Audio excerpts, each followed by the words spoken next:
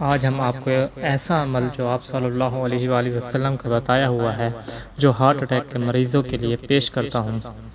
دل کی بیماری، دل کی دھڑکن تیز ہو، دل یوں محسوس ہوتا ہے کہ دل ڈوب رہا ہے، اس کے لیے ایک مجرب عمل ہے۔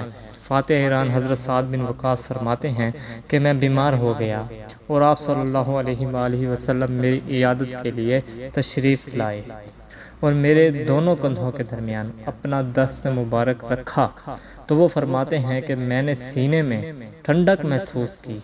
اللہ تعالی ہم تمام مسلمانوں کو آپ صلی اللہ علیہ وآلہ وسلم سے سچی محبت اور عقیدت نصیب فرمائے۔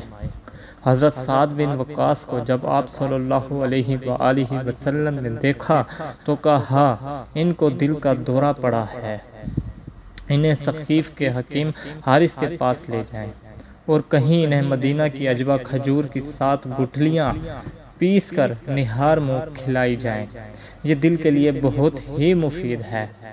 7 دانے باریک پیس گٹھلی سمیت پیسنے اور نہار منہ کھانے ہیں اور مسلسل 11 دن یہ عمل کرنا ہے۔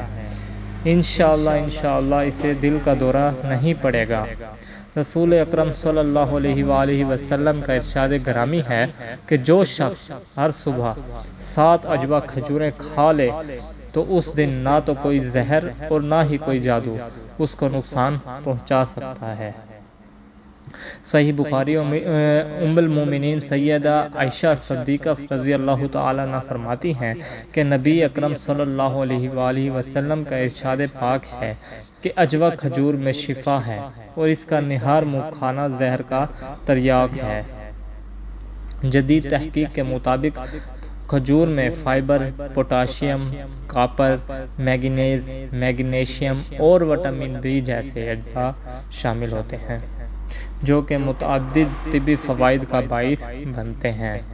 فائبر آنتوں کی صحت کے لیے انتہائی ضروری جزو ہے اور قبض کی روک تھام کرتا ہے۔ اللہ پاک آپ کا اور میرا حامی و ناصر ہو، آمین۔ جزاک اللہ خیرہ۔